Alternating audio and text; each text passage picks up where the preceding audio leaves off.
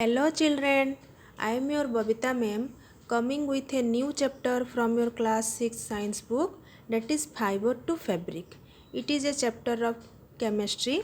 We will learn in this chapter about different type of fibers.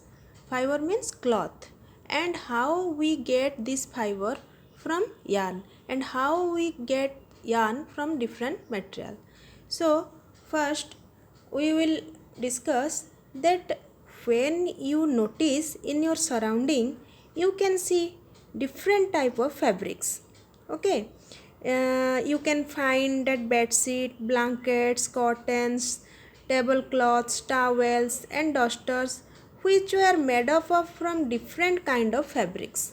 Okay, even your school bags and the gunny bags were made from some kind of fabrics. So there are different kind of fabric you can see in your surrounding. If you want to know more about this, you can go to a cloth shop also, and you can see there variety of clothes, variety of fabrics.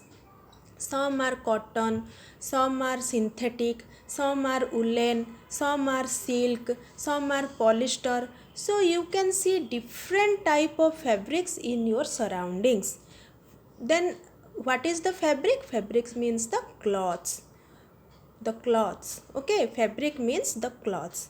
So there are many types of fabrics such as cotton, silk, woolen, synthetic, polyester, different type of fabrics. Then what is yarn? The loose thread in a piece of fabric is known as yarn. The loose thread in a piece of fabric is known as yarn. See, this is a piece of fabric. Okay, this is a piece of fabric, and these are the yarns. Okay, these are the yarns. Then we will know what is the fiber. When the yarn splits up, it converts into thin strands of threads. ये जो yarn है, ये yarn को अगर हम लोग ऐसे split करेंगे ना, तो इसमें से और पतला पतला थिन स्ट्रैंड सब निकलेगा. आप लोग देखे होंगे जब आप लोग सुई में धागा डालते हो तो कभी कभी वो धागा का मुंह 2-3 हिस्सों में बट जाता है, थिन स्ट्रैंड्स में बट जाता है. उसी को हम लोग बोलते हैं fibre.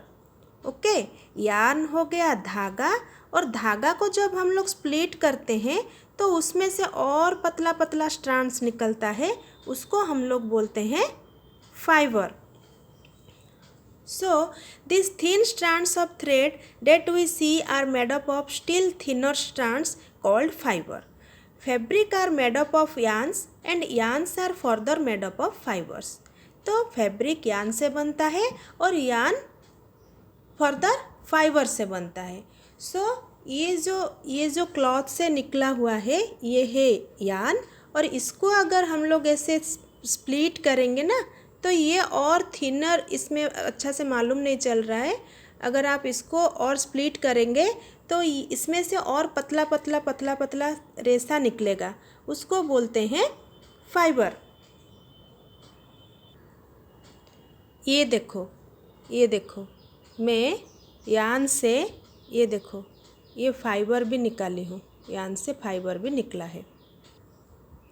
Then we will learn about the classification of fibers. Okay, fibers are mainly classified into two groups. One, natural fibers, and second, synthetic fibers. So first we will learn about natural fiber. What are the natural fibers? The fibers which are obtained from plants and animals are known as natural fibers. जो fibre हम लोग को पेड़ पौधों से और जीव जंतु से मिलते हैं उसको हम लोग नेचुरल फाइबर बोल के बोलते हैं. Such as cotton, jute, silk and wool. Cotton आप लोग को सबको मालूम है, कॉटन हम लोग पेड़ से पाते हैं, जूट भी पेड़ से पाते हैं, और जो सिल्क है वो जो सिल्क वर्म रहता है उसका कोकन से हम लोग को सिल्क मिलता है, तो वो एनिमल फाइबर हो गया. और ऊल कहाँ से मिलता है? सीप, गोट और आप लोग का रेबिट, ये सब से हमको एनिमल फाइबर मिलता है. Wool is obtained from the flesh of sheep और goat, and It is also obtained from the hair of rabbits, yak and camels. So these are the animal fibers, and cotton and jute are the plant fibers. Then we will discuss about that where this cotton wool come from. It is grown in the fields. Cotton plants are usually grown at places having black soil and warm climate. Okay, where cotton is grown, the fruits of the cotton plants are about the size of a lemon. After maturing, the balls burst open and the seeds covered with cotton fiber can be seen. ये जो cotton plant होता है ये usually warm climate में और जहाँ पर black soil होता है, काला मिट्टी होता है, वहाँ पर होता है। इसका जो फ्रूट होता है वो लेमन साइज़ का होता है और जब ये रेडी हो जाता है कॉटन पिकअप करने के लिए इसमें से, तो वो ब्रस्ट करता है, फट जाता है और उसमें से जो अंदर का जो कॉटन रहता है विथ सीड वो आपको दिखाई देने लगता है। आप अगर एक कॉटन फील्ड में जाएंगे जो कि रेडी है पिकिंग के लिए, वो आपको ऐसा दिखेगा कि जैसे वहाँ पे बर्फ़ गिरा है, पूरा वाइट वाइट होके दिखेगा। आपका बुक में एक पिक्चर दिया है, आप लोग देखो, ये पिक्चर में देखो, ये एक कॉटन फील्ड है। इसमें कॉटन पूरा रेडी है पिकिंग के लिए, पूरा मैच्योर हो गया है और वो जो फ्रूट रहता है उसका वो ब्रस्ट करके अंदर का कॉटन आपको दिखाई दे रहा है। पर इसमें क्या होता है, इसमें सीड अभी है। जब हम लोग बाद में इसको यूज करेंगे फैब्रिकेशन के लिए तो इसमें से हम सीड अलग करके फिर हम लोग यार्न करके यार्न में से फिर फाइबर बनाएंगे। तो इसमें अभी सीड है। ये देखो पूरा इसमें कैसा दिख रहा है, जैसे बर्फ़ गिरा है वैसे ही दिख रहा है। Then we will know about the jute. Jute fiber is obtained from the stem of the jute plant. वो कहाँ से मिलता है? जूट प्लांट का स्टेम से मिलता है। It is cultivated during the rainy season in India. Jute is mainly grown in West Bengal, Bihar and Assam. So jute कहाँ कहाँ पे मिलता है? West Bengal, Bihar and Assam. The jute plant is normally harvested when it is at flowering stage. The stem of the harvested plant are immersed in water for a few days. जब इसमें फूल आने लगता है ये जूट प्लांट में, इसका जो स्टेम को क्या करते हैं, लेके पानी में भिगो के रखा जाता है. The stems rot and fibre are separated by hand. तो पानी में भिगोने के बाद ये क्या होता है, पानी में अब कोई भी चीज़ पानी में ज़्यादा दिन रखोगे तो वो सड़ने लगता है, रॉट होने लगता है. ये जब सड़ने लगता है तब इसमें से उसका जो फाइबर है वो फाइबर को बाय हैंड हम लोग अलग कर सकते हैं. तो ये तो हो गया फाइबर. फिर फाइबर से यार्न बनता है, यार्न से फिर हम लोग फैब्रिक बनाते हैं. आप लोग देखे होंगे जूट से क्या क्या बनता है, जो बोरी देखे होंगे, बोरी, आजकल बैग भी बन रहा है उसमें से. डिफरेंट मतलब घर में सजाने वाले चीज़ें भी जूट से बन रहे हैं. तो आप लोग देखे होंगे जूट. मेनली इसको आप लोग इजी से देख पाएंगे, जो राइस वगैरह आता है बोरी, वो बोरी जूट से बना हुआ होता है. तो पाँव पोछ भी हम लोग जूट से बनाते हैं. डिफरेंट आइटम हम लोग जूट से बना सकते हैं. तो ये हो गया कॉटन के बारे में, जूट के बारे में. ये दोनों हो गया आप लोग को कहाँ से मिलता है, ये दोनों प्लांट से मिलता है. ये नेचुरल फाइबर है और प्लांट से मिलता है. और नेचुरल फाइबर और दो भी है, जैसे ऊल और सिल्क. ये कहाँ से मिलता है? एनिमल से मिलता है. ऊल को हम लोग क्या करते हैं, गरम क्लॉथेस, वार्म क्लॉथेस बनाने के लिए हम लोग ऊल को यूज करते हैं. और सिल्क से आप लोग देखे होंगे different type of sari, silk sari आता है, मम्मी लोग पहनते हैं, हम लोग ड्रेस भी सिल्क का पहनते हैं. तो सिल्क और जो ऊल है वो है एनिमल फाइबर और कॉटन और जूट है plant fibre. But all this four are natural fibre, क्योंकि हम लोग इसको नेचुरली पाते हैं प्लांट से और एनिमल से. Then we will learn about the synthetic fibres. The fibres which are made from chemical substances are known as synthetic fibre.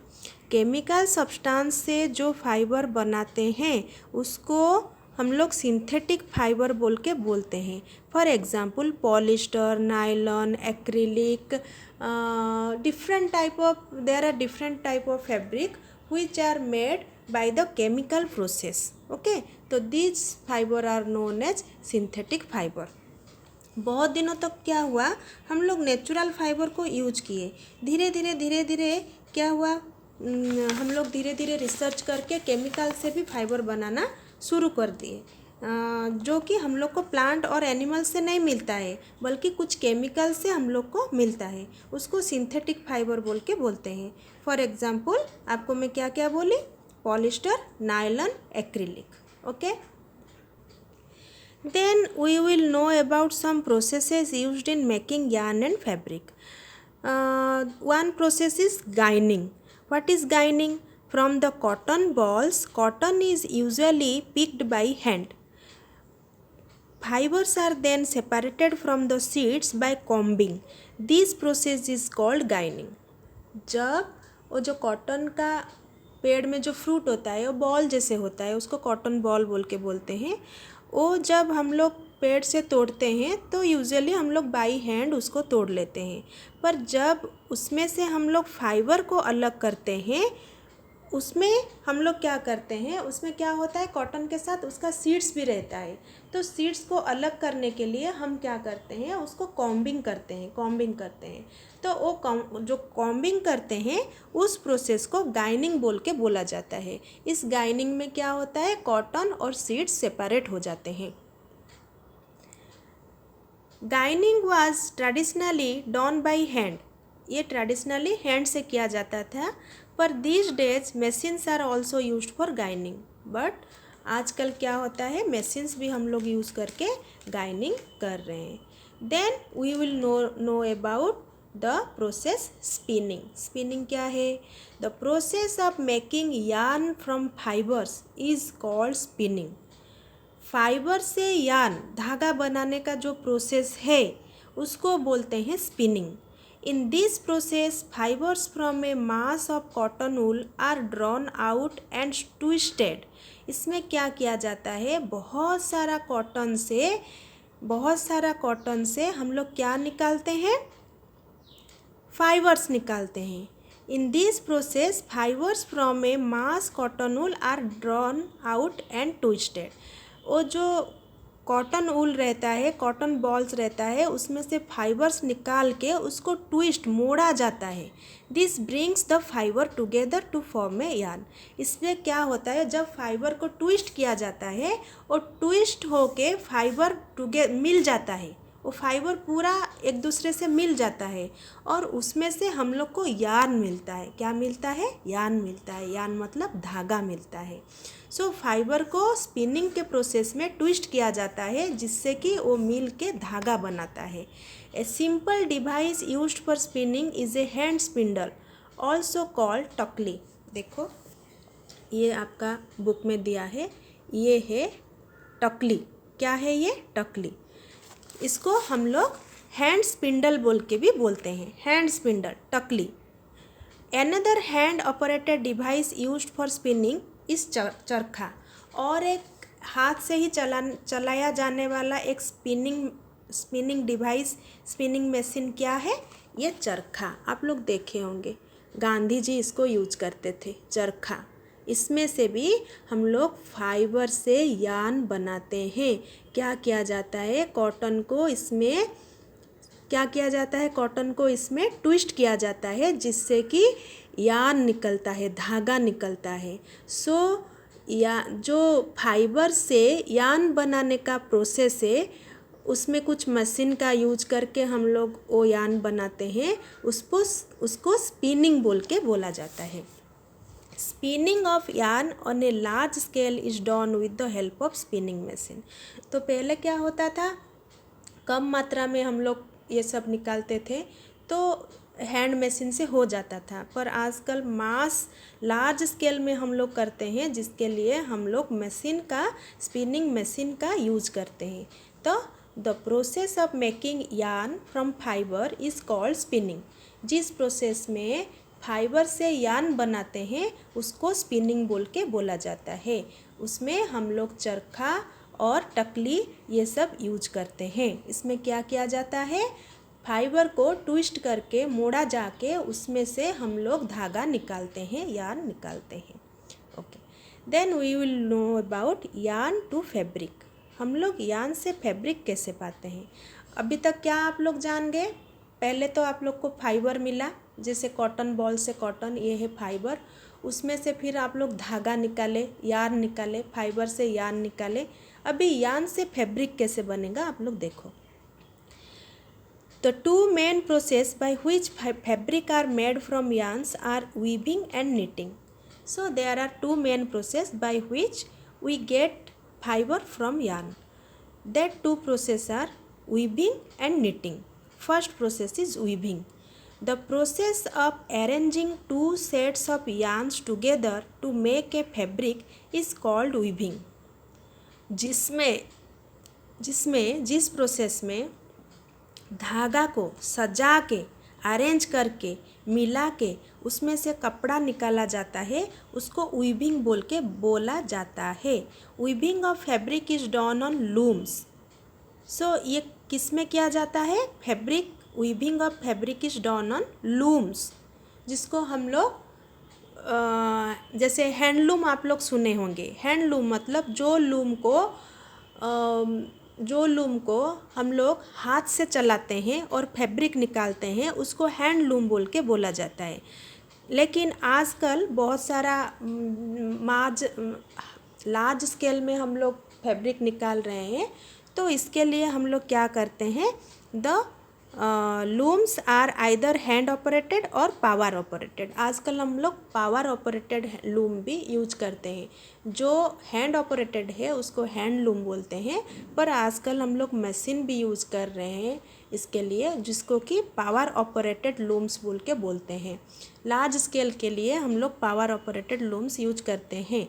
लेकिन गांव में अभी भी हैंडलूम्स के जरिया में बहुत सारा फैब्रिक बनता है, जिसमें कि हम लोग लूम्स को हैंड से ऑपरेट करते हैं। So the process of arranging two sets of yarns together to make a fabric is called weaving. The process of arranging two sets of yarns together to make a fabric is called weaving. Weaving of fabric is done by looms. The looms are either hand operated और power operated. आप लोग के book में ये एक loom का picture है, देखो ये एक हैंड लूम का पिक्चर है। देखो इसमें ये लेडी क्या कर रही है, सब यार्न को, धागा को, ये सब जो है ये लूम है, ये सब लूम है।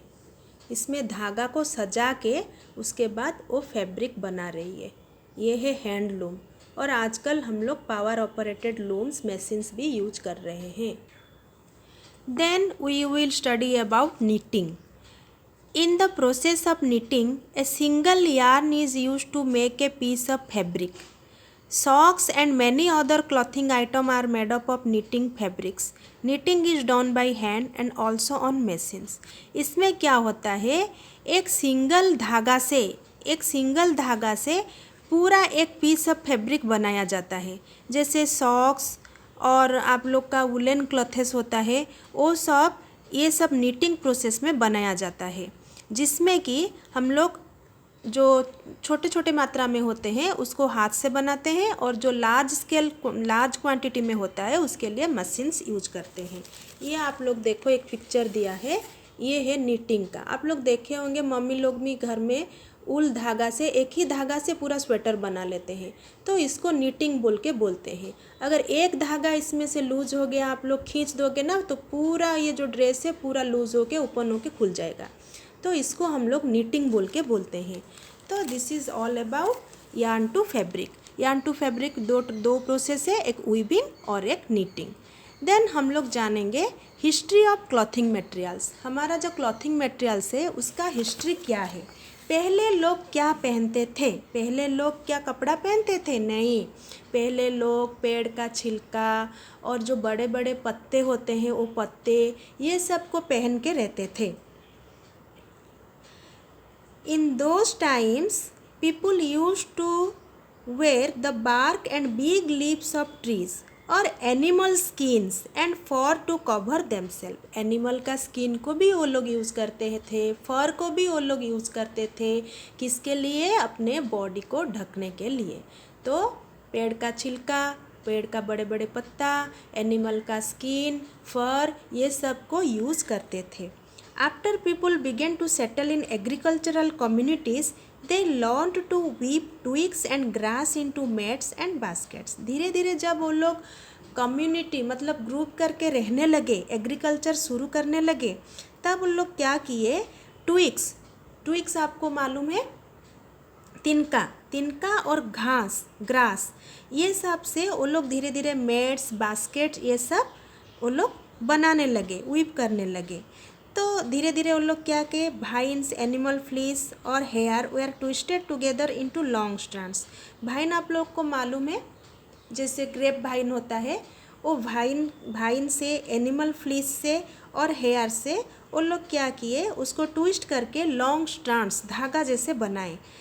These were woven into fabrics, then ये धागा से वो लोग फैब्रिक बनाने लगे। The early Indians or fabric made out of cotton that grew into the region near the river Ganga. जो पहले का इंडियंस थे वो कॉटन से फैब्रिक, फर्स्ट वो लोग कॉटन से फैब्रिक बनाए। कहाँ पे? रिवर गंगा का साइड में जो लोग रहते थे वहाँ पे वो लोग कॉटन ग्रो करके कॉटन से फैब्रिक बनाने लगे। और एक प्लांट से भी उन लोग को फैब्रिक मिलता था, वो है Flask. Flask is also a plant that gives natural fibres. जैसे कॉटन है वैसे फ्लाक्स भी एक प्लांट है जो कि नेचुरल फाइबर देता है।